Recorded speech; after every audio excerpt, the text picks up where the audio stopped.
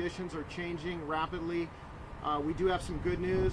We have lifted evacuations for areas here in Thousand Oaks, Oak Park, Newbury Park. All that information again is on the website vcemergency.com.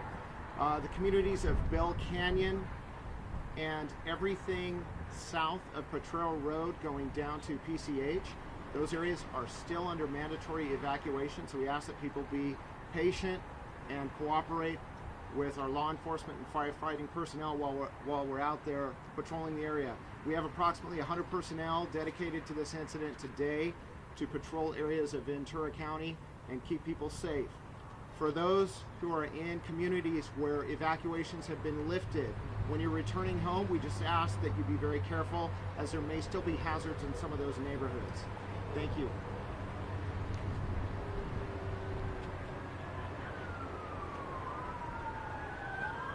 Los Angeles Police Department, Captain Paul Vernon. Morning. First to the residents of West Hills, which is the part of the LA City that's been evacuated. Unfortunately, we have not opened that up yet, but we're looking at that minute by minute to when we can.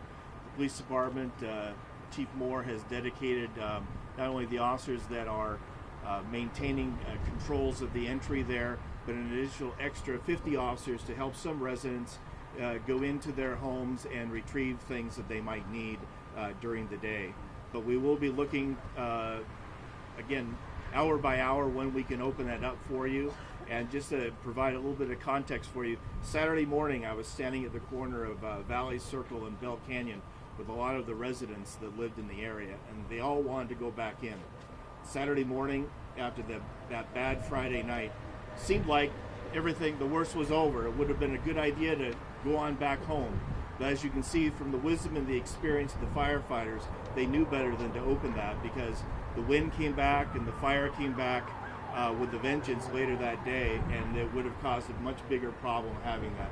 So time, that is giving yourself time to be able to get away from the fire, and patience, and that is the patience of going back when it's safe, are two things that we can all learn from in this experience. Thank you.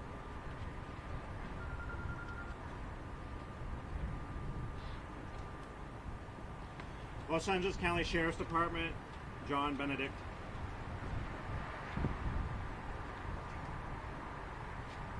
Good morning. My name is Chief John Benedict, Los Angeles County Sheriff's Department. I just want to let everybody know that we continue to express our gratitude for the support and the patience that everyone's shown during this fire event. It's been stressful for everybody. We understand that, and we share for your concern for the safety of your families, your pets, and those folks that have been just displaced by this tragic event. Although we appreciate your patience and cooperation, please know and understand that first responders right now there are working tirelessly to connect you back with your property, to your pets, and reunite you with your families. Collectively, the incident management team has determined there remains the need to have all residents out of the fire area and remain evacuated safely.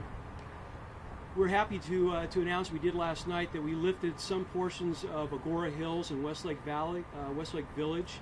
That would be north of the 101 freeway. South of the 101 freeway is still a closure and is evacuated. Just want to make sure that you know that.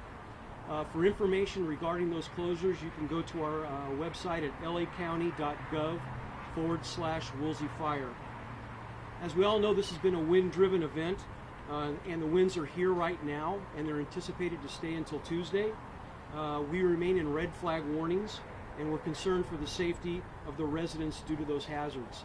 When you do commute with your vehicles in and around the area that you're allowed to, please be aware of any hazards that might be out on the road. We don't want anybody to get hurt or get injured during this event. As far as our staffing levels with the LA County Sheriff's Department, we went to what we call a 12 and 12, which means that we're on 12-hour shifts and then off 12-hour shifts. This gives us the opportunity to deploy as many officers as we possibly can in order to assist you during this tragic event. Right now, we have over 600 LASD uniformed personnel out in the fire area. They're doing property security, and they're also doing road closures as well. We also want to thank our participating agencies during our mutual aid. That includes the LAPD and other law enforcement agencies that have come out to assist us during this crisis as well. We want to thank everyone who's worked the long hours and little rest to ensure the citizens and the property affected communities are safe. We also want to let you know that we're working in partnership with Animal Control. We still have some animals that are in need of rescue, and so Animal Control is working diligently to get those animals still out of the area, so please cooperate with that. Animal Control and some of their volunteers are moving large trailers, still trying to get some of those animals back up to areas that they can be housed and safely fed. I still believe that we have Pierce and Handsome Dam open, but I believe that they're full, so the AV Fairgrounds is a place where you can take your animals. Please stay vigilant. If you are in a possible fire area, have items ready in the event that you need to evacuate, and follow instructions from first responders. For emergencies, please remember to dial 911, and for any information, dial 211. Although evacuation orders have been lifted for certain areas of Ventura County, Los Angeles County officials have lifted Agoura Hills and Westlake Village, as I said before, and are warning residents affected by the Woolsey wildfire not to return to their homes unless we lift those evacuation orders. Those evacuation places have not been rendered safe, or safe even for first responders in some cases. So we're trying to get up there in order to get those folks out. Remember that we have evacuation still in effect for the city of Calabasas, and services and schools are still closed until those evacuations are going to be lifted. Portions of Montanido and Topanga, Westlake Village, and Hidden Hills. Thank you.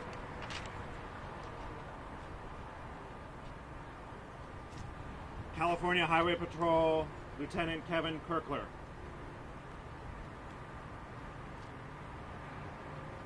Good morning, everyone. My name is Kevin Kirkler. I'm the acting commander out of the West Valley CHP office. And this incident is taking place right in our backyard. So we take this personal. California Highway Patrol is working around the clock in partnership with our allied agencies to mitigate this incident. As you heard from the fire chief earlier, the 118 has been shut down as of right now for the fire that just started, eastbound and westbound, until we get some stabilization there and get more of a grip on what's going on. The 101, I am happy to say we were able to get that open last night. However, the northbound and southbound off-ramps of Valley Circle, Parkway Calabasas, Las Virgenes Road, Lost Hills Road, and Liberty Canyon are closed, just the off-ramps. All the on-ramps through the initial closure are open. Please be mindful that safety is paramount. We still have active fires. We still have support crews traveling up and down the freeway, fire equipment traveling up and down the freeway. Please be cognizant of that and yield to the right if they're rolling with their lights and sirens on, and just try to give them as much leeway as possible. The PCH closure is still in effect. Northbound PCH at Sunset and southbound in Ventura County at Las Posas, and that is in effect indefinitely. As you've already heard, we've started the repopulation process where we're allowing residents to go back to their homes. We had a town hall meeting last night, and that was very symbolic that emotions are running high. And we understand that, and we appreciate that, and we respect that. But what we ask is for you to take a deep breath and take a step back as you're going back into your homes and maintain safety as your main priority. Because our emotions can get in the way at times where we want to find out what the status of our home is, or our pets, or our property. And we may miss something, a down power line, a rock coming off a canyon wall that we don't see. Although our crews have already gone through there prior to opening, the region is still somewhat unstable and things can still happen. So please be very, very aware of your surroundings as you're going back into your homes. We also ask that your continued patience.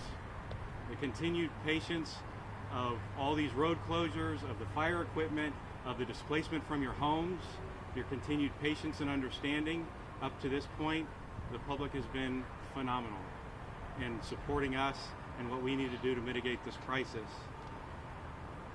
We all face this crisis, and on behalf of the California Highway Patrol, we offer our deepest condolences. Our thoughts and our prayers are with you, and we ask from all agencies and from the public that your thoughts and prayers are with our first responders. They are out there selflessly, day in, day out, 24/7, trying to mitigate this crisis and these fires to get you safely back to your homes. And some of these first responders have been displaced from their homes as well, and they're still out there fighting the good fight for you. Thank you.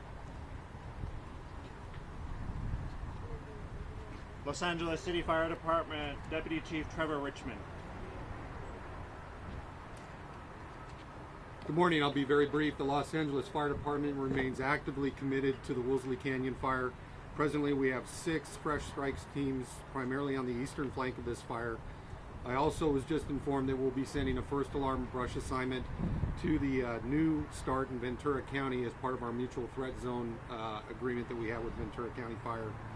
The red flag parking restrictions are still in effect in the city of Los Angeles. For more information on the parking restrictions, please visit lafd.org/redflag. Thank you.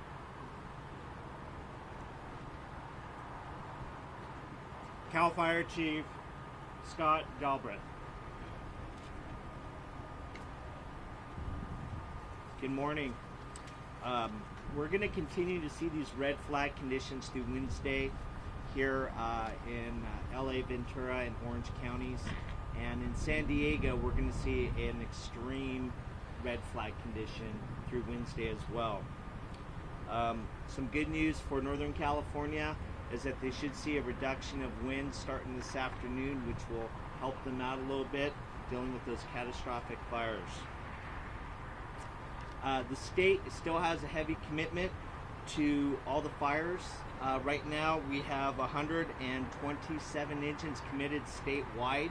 That is inclusive of federal, state, and local resources.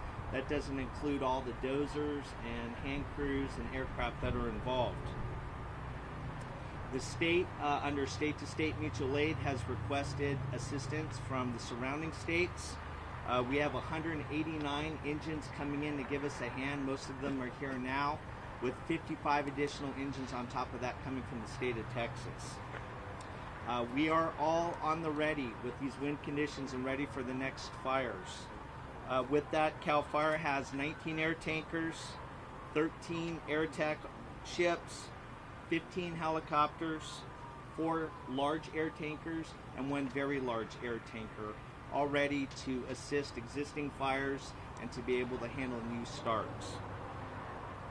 As you heard this morning, and as you can see, we've already had 2 starts within the last hour. That's going to, again, commit resources. I employ all citizens to do the very best you can to not start any new fires. It's the last thing any of us need right now. Thank you. Los Angeles County Fire Department Fire Chief Daryl Osby.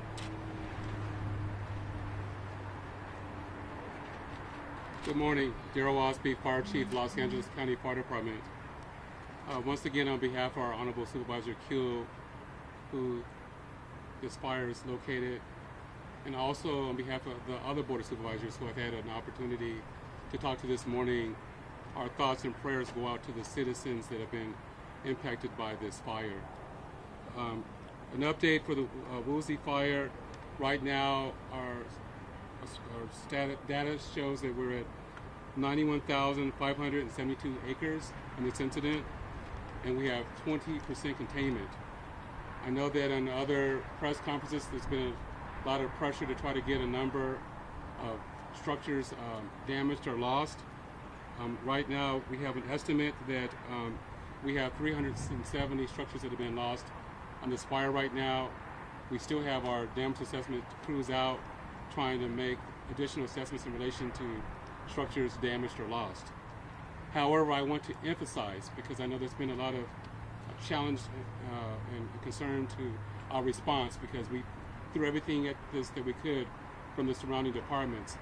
Although we've lost over 300 structures, we've estimated that there were 57,000 structures at risk that are still here. So I just want to place emphasis on that. We're still in red flag weather right now.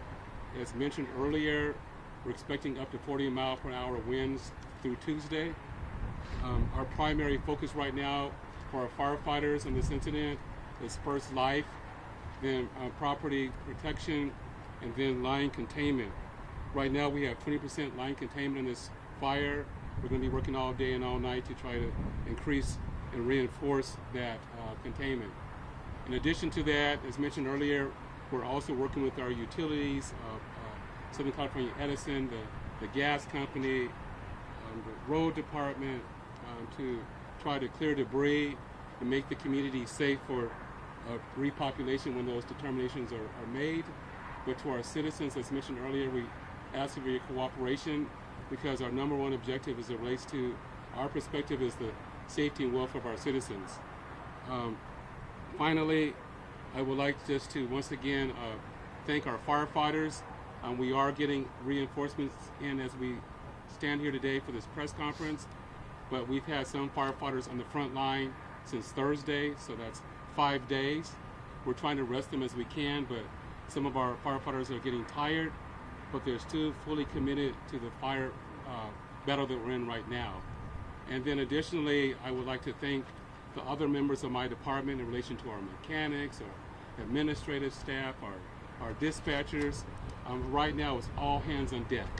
And I think that sometimes it's easy to see the first responders out in this incident, but we sometimes don't recognize all the support that occurs behind the scenes.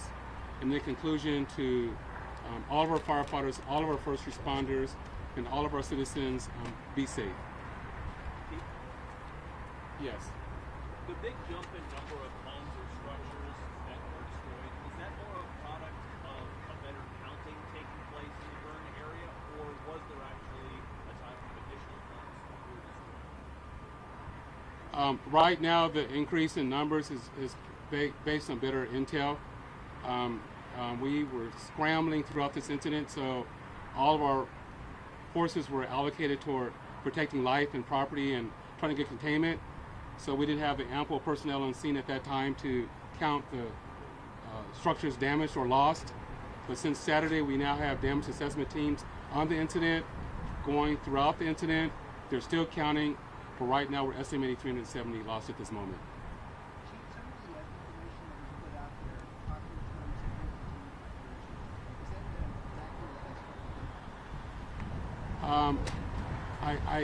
I can't speak to full containment by Thursday.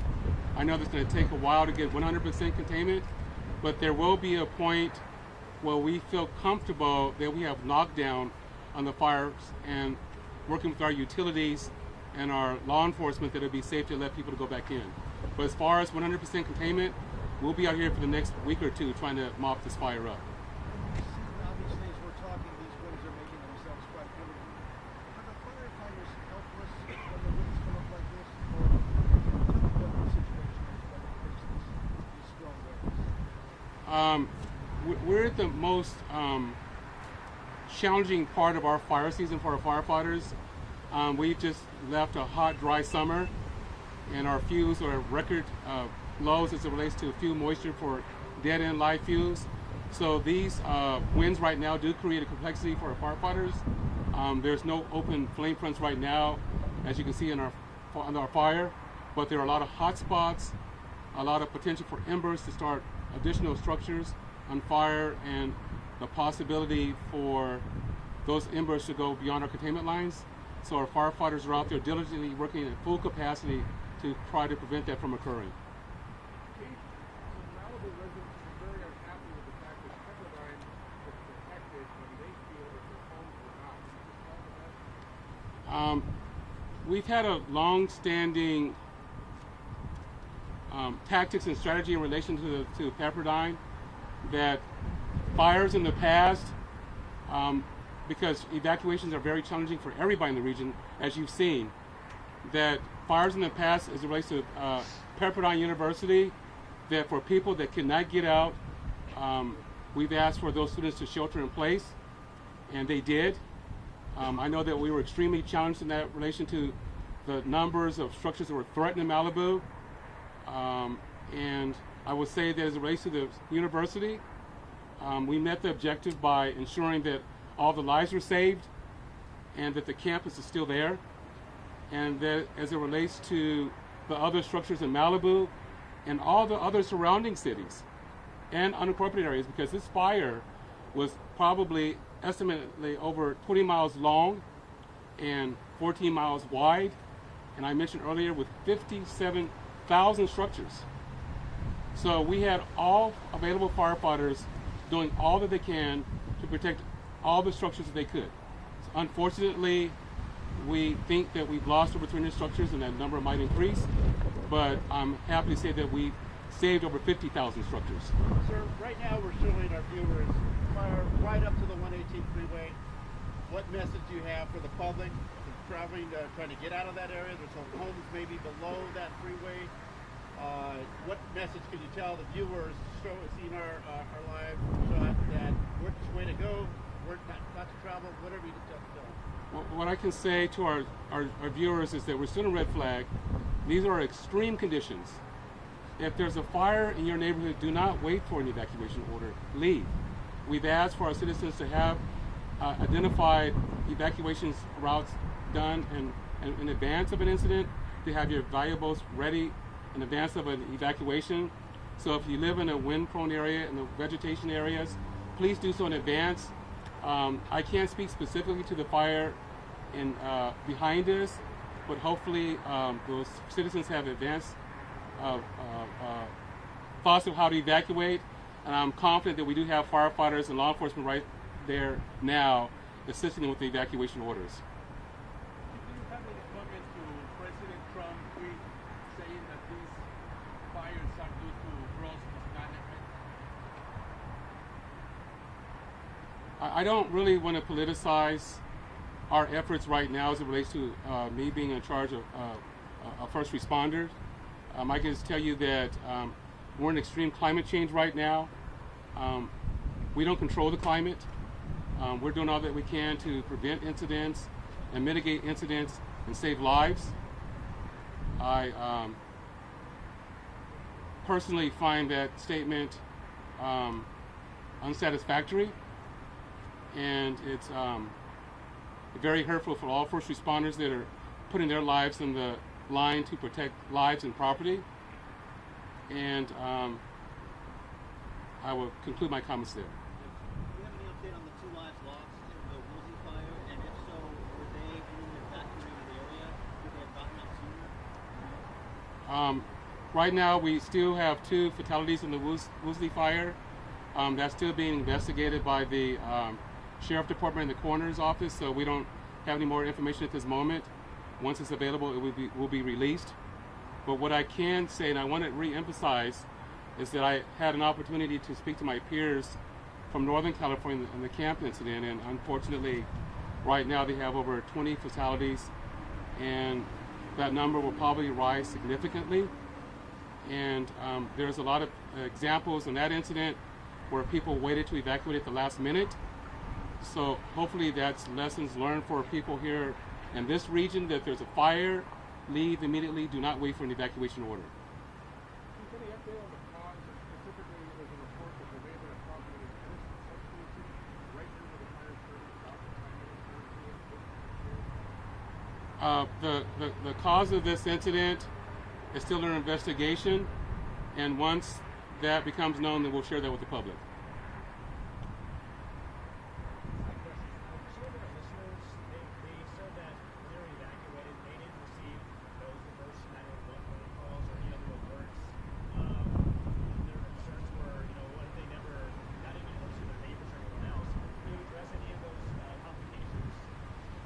This was a very dynamic situation.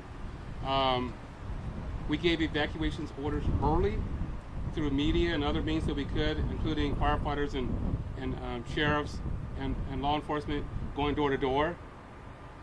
I am aware that citizens did not heed those evacuation orders. I can't tell you how many multiple 911 calls that we got at the last minute when our firefighters were trying to go on and protect structures that people were saying that they were trapped. At some given point, when we start losing power, cell sites are down, and a lot of people have cell sites and cell phones. So that's sometimes not the most appropriate way to receive information. The only thing I can say in the conclusion is this. If you live in these areas, I'm being repetitive, and you see a fire, evacuate early. Do not wait for an evacuation order, number one. Number two, in any major incident, there's always going to be lessons learned. I've been doing this for 35 years, and I can't say that there's ever been an incident where things have gone perfectly. But what I am proud to say, unfortunately, we've lost 2 lives, but I'm proud to say that tens of thousands, I believe that over 250,000 people were evacuated safely. And from that perspective, that was a positive. Well, once again, seeing no other questions, I really want to thank the media for the relationship as it pertains to sharing information in this incident, continuously educating our citizens, and keeping us all safe. So thank you very much. First and foremost, I'd like to thank the veterans that are currently serving on not only our nation, but are currently serving on our fire lines. Unfortunately, at this time, we do not have time for elected officials to come up because of the dynamic situation with 2 new fire breaks. This will conclude our press conference for today. Stay tuned to any of the social media platforms as to when the next press conference is. We have PIOs available in the audience out here, and elected officials, you can stay here, and the media is here as well. Thank you, and be safe. Are we shooting Thank for you. a 4:30 at all right now? This is the only one we have scheduled for today, unless we have anything pressing, and we will definitely let you guys know. Thank you.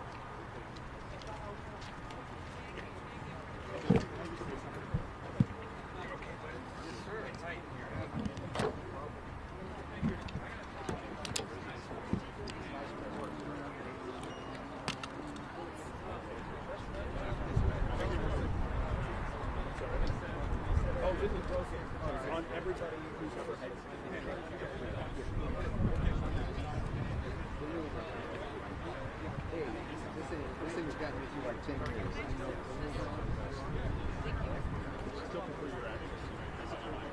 That's right.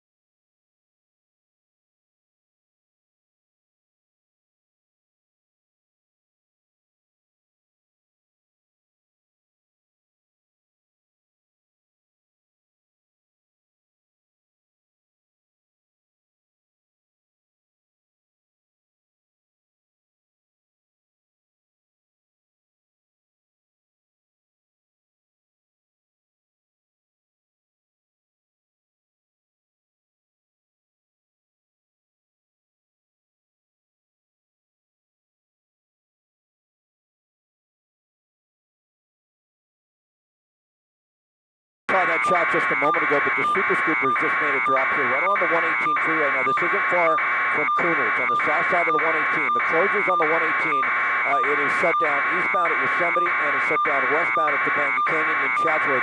We'll push in. There's been a flare-up right here at the end of Ardenwood Avenue and Ardenwood Circle. There's been a lot of concern, but you do see the structure protection in place. So, firefighters from Ventura County are pretty much getting into this area. They are getting some people out. There's some concern here, but we'll open up with a wide shot.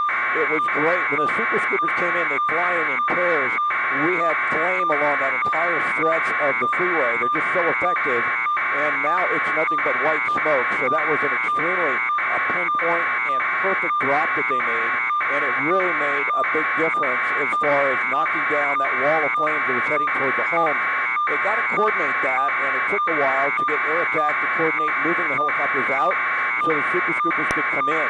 But we had a wall of flames moving up along the side of the freeway there just a moment ago, and the super scoopers really helped out quite a bit with that. I want to go to SkyMap 7 and bring that up. It really shows you, the 118 is off a little bit there, but it shows you on Ardenwood Court, Ardenwood Circle, and there's Cooner. It gives you a good idea if we push in how close it is to some of those homes.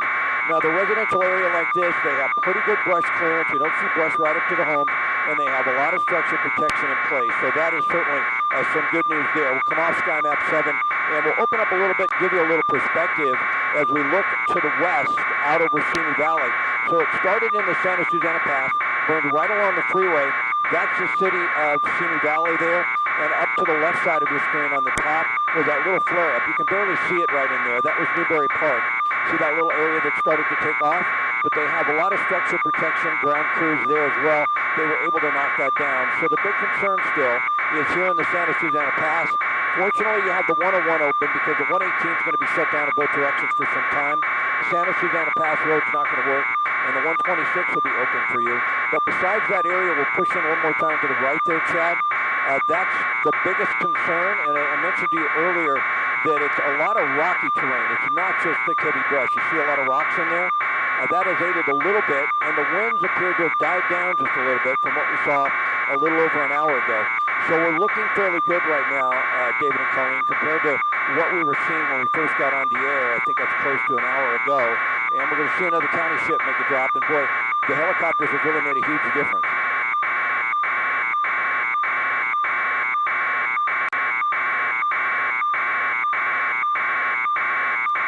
I think so.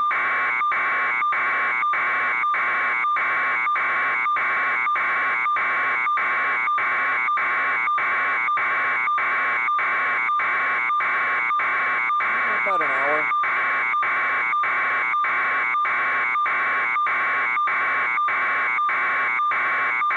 They're going to knock this down, though.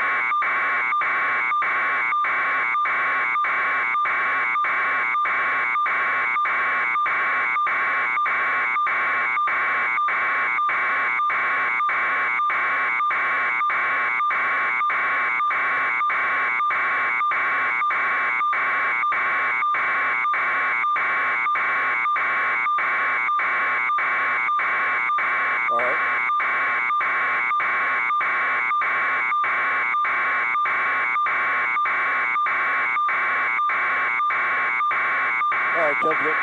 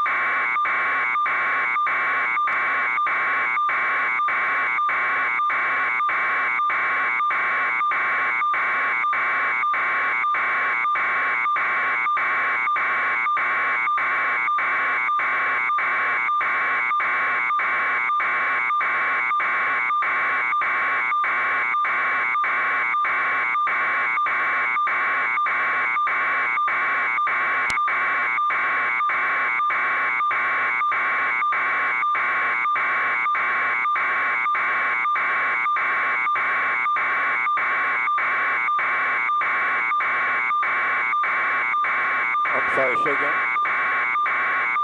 Okay, we're trying to get there.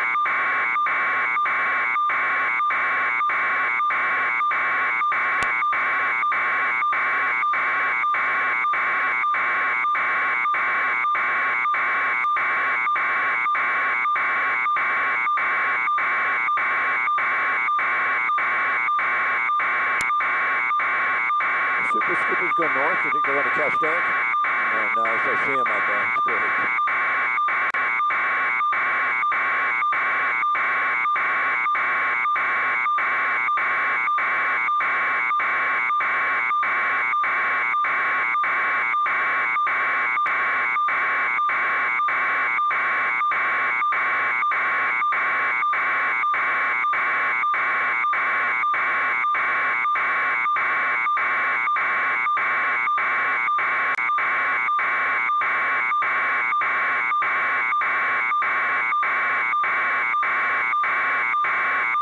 Open up for me for a moment. Where is that?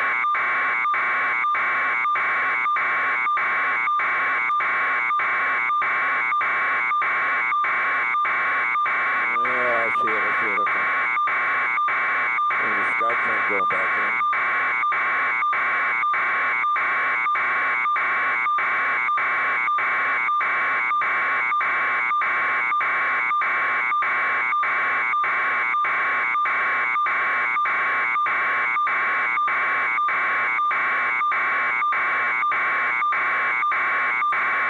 Got a city ship right down below us.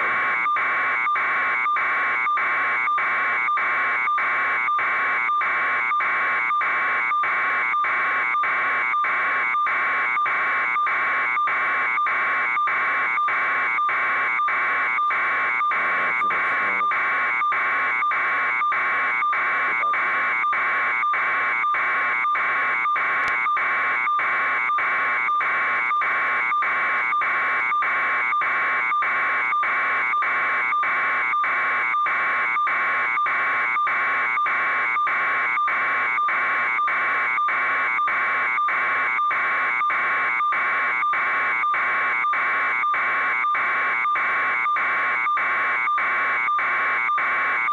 They certainly are, but the Super Scoopers were really effective, and right now they're at Cascade getting more water. It doesn't take them long at all, and they'll be back here making another couple drops. I want to open up wide, though, and just give you a little idea. You talked about those mandatory evacuations. Off to the top of your screen, a little bit to the left, is Box Canyon. You can see why you have to evacuate an area like that. Off to the right a little bit more and up on the other side of the Santa Susana Pass. It's because some of those homes nestled up in there. If it heads that way, you just won't be able to get out. We'll come back down towards the 118. Also, if you look at the smoke, when we first were over this, we had this smoke just taking off out towards the west. Now it's sort of smoldering in the Santa Susana Pass, and that is great news because we just don't see the active flame approaching those homes any longer. And right there is the key. I mean, 2,800 gallons of water. That's phenomenal. There's a golf course right up of Yosemite. They can fill up very quickly. They can come in here and make the drop. And they're really just concerned about it going further south towards Box Canyon, I think. We'll come back out and show you. And when we tilt the camera to the right, we're looking west. There's the 118 closed in both directions. There's that residential area. There was some concern, but there was a real good brush clearance. There also was a lot of structure protection in place. There's a lot of fire units down there. We'll go ahead and push in a little bit and bring up SkyMap 7. That'll give you some of the streets if you're watching. Ardenwood is right on the edge there. Swindon Avenue. It's moving its way right down in there, but it's mostly white smoke. And as I mentioned, the wind has died down a little bit, so that certainly has helped. I think it's about 15 to 20 acres in that range right now. It's moving very slowly. I think this residential area is going to be okay because it's easy to defend. And as I mentioned earlier, the Super Scoopers are back inbound. And it's just made such a huge effect to have those two aircraft drop right along the freeway. It went from active flame and black smoke to mostly the white smoke that you see there now.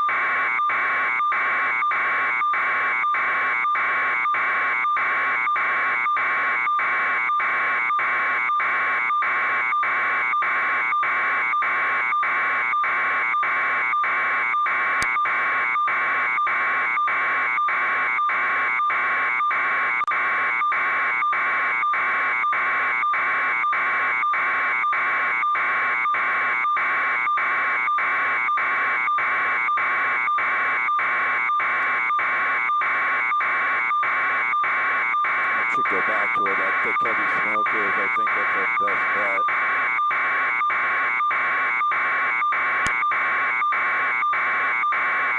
If there's anything in there.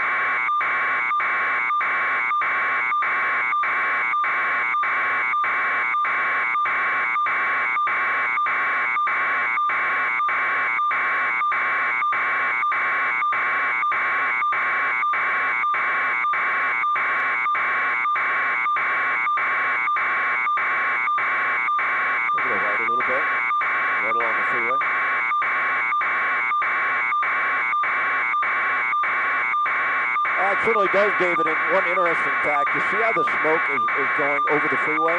If you were with us earlier, the wind has actually shifted. All of this flame is moving towards those homes, and it was all to the south side of the 118. The wind has shifted now a little bit to the north, which is real unusual when you are in a Santa Ana wind condition. But that's what happens in the Santa Susana Pass. The winds will be a little different on the San Fernando Valley side than they are on the Simi Valley side. And that's just good news because it's smoldering in here. Those high winds, I mean, we were getting hammered when we first got up here in the Santa Susana Pass. They have died down a little bit. That with the air support, if we just give you a wide shot and a little perspective, it looks a lot better than it did. Now, you can see that rocky terrain.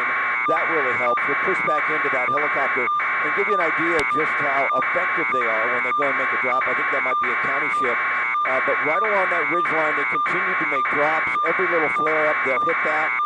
And certainly helps if there's a lot of rocky terrain in there, not just thick, heavy brush. But it's only light grass for the most part next to these homes. And you can see the fire units, Ventura County there, they're lined up. They have a lot of firefighters on the scene. I think this neighborhood is okay right here in Simi, but we've seen what happens when the wind shifts, when things change. But if we give you one more wide shot here, I think the 118 will be shut down for some time. Once they close it, they want to keep it closed for a while just in case it flares up. And that's the entire portion of the fire. And for a while there, we really saw heavy flames moving towards those homes. Right now, it's calmed down quite a bit, and we do see the super scoopers back inbound to make another couple drops. So things look encouraging right now compared to what we saw 45 minutes to an hour ago.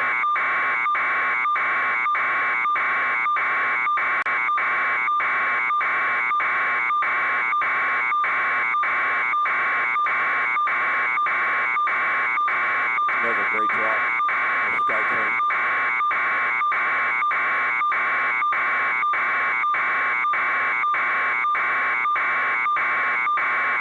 Yeah, he just went through there. I think he flew out of our shot, you know. He made a drop right along the 118 freeway just a moment ago. He just made the drop. So there's a golf course, if you're familiar with Simi Valley, right up the 118 at Yosemite. So they got access to water very, very quickly. And they'll clear the helicopters out, and then the super scoopers will come in. And they're really effective on a fire like this, because when a fire is laid down on a line, like right along the 118, it can drop all of that water in a really good spot. But we'll open up once again, and it was interesting to see, you know, come down to the right a little bit, how the wind had kind of shifted. It was blowing it to the north towards us. Now it's kind of shifted a little bit more, and it's blowing it towards the west. But you can see that when a fire breaks out along a freeway next to a residential area like this area is pretty defendable unless you have really high winds. Then all bets are off because you get spot fires. Right now, since the wind has calmed down and the aircraft have hit most of the fuel, things look pretty good. But you mentioned it, David. I don't think the 118 will be open for a long time. Santa Susana Pass Road, I'm sure that's going to be shut down and will not be opened. That'll be even closed longer, I believe, because it's harder to defend. So you have the 126 and the 101. Thankfully, the 101 is open. a lot of smoke here, not much black smoke.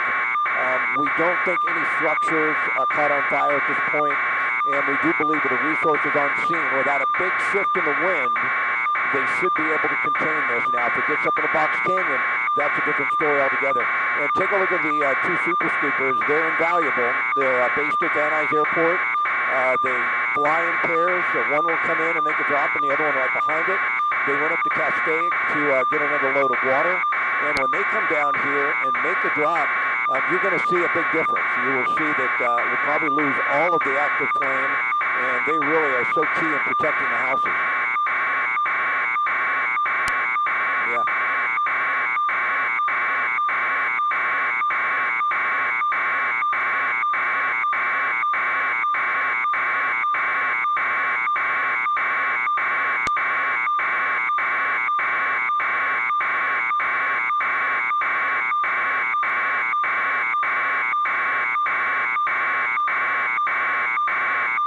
Boy, here's another fire over here in Chatsworth. We're going to go to this. David and Colleen, if you're with me, go ahead and tilt up and come off. It doesn't look like much. Keep going. Push in right there. It could be a home. Bottom of your screen.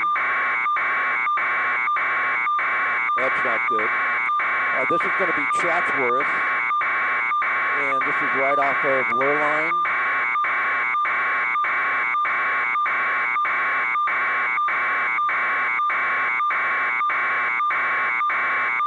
Okay, come back to the super scoopers. Let's get that drop and we can talk about it if they want to go to that later. Yeah, it's burning in brush next to a home. They're further to the west? They're further to the west. Open up. They should be coming into your frame right now.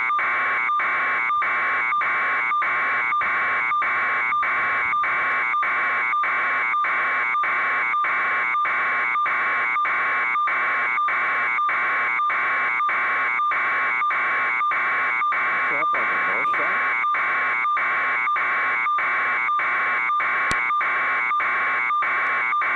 Where's the other one? It's interesting, they're dropping on the north side.